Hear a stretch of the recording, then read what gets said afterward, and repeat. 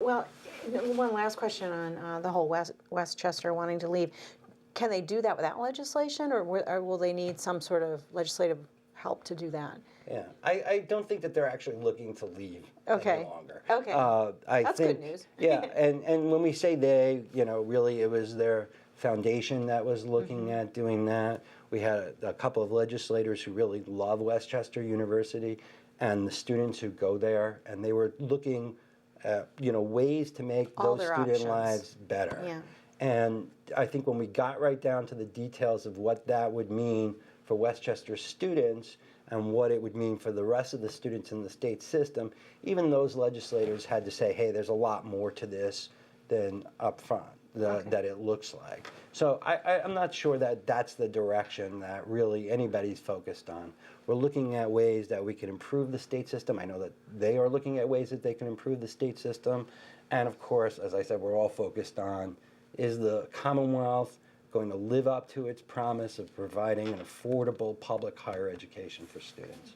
Well, in your answer to the question about secession, the possibility of secession, you touched on something that Steve would touch on several times in appearances in the past, and that is this whole notion of treating universities like a business.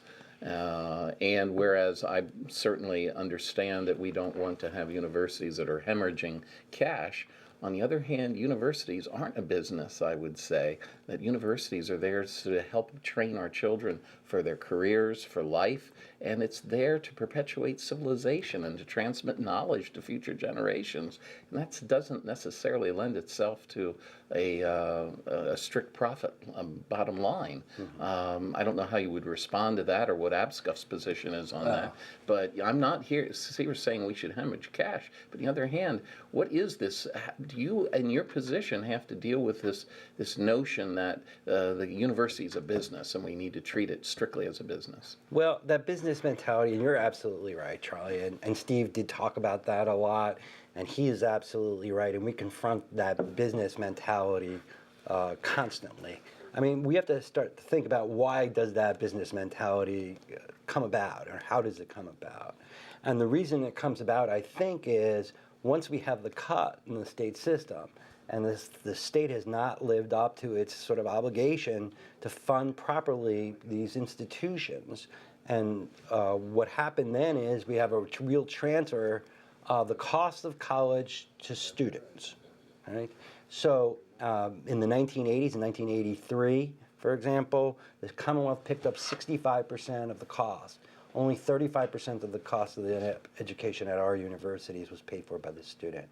Now, the Commonwealth only picks up 25% of that. 75% of that is picked up by the student. So you're shifting the burden of the cost to the student, and in a way, that means that, in fact, you're making the student into a consumer by doing that. They're the ones that are paying for that. And they are seriously paying for it. We're talking about, Pennsylvania is 47 out of 50 states as far as funding public higher education. This is a policy that has come about from the Commonwealth to do this.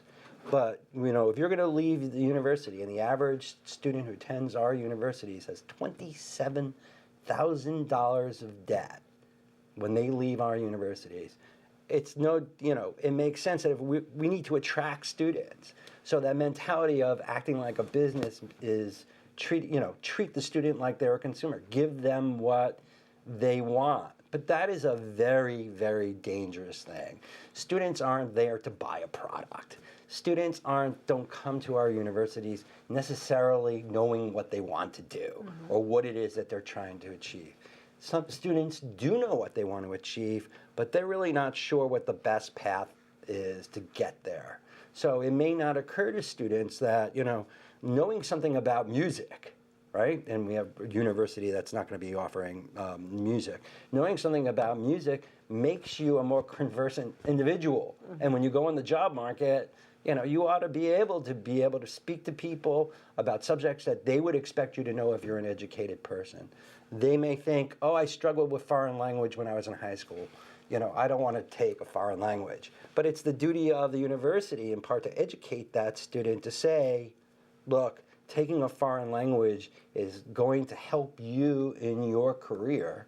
And when we listen to what employers are saying, okay, employers say consistently in survey after survey, despite all the other things that you might hear, they say they want students with essentially a liberal arts background. Not that we have excellent professional programs, they're great, but they want students who can think critically, who have a broad-based knowledge, who can communicate with people.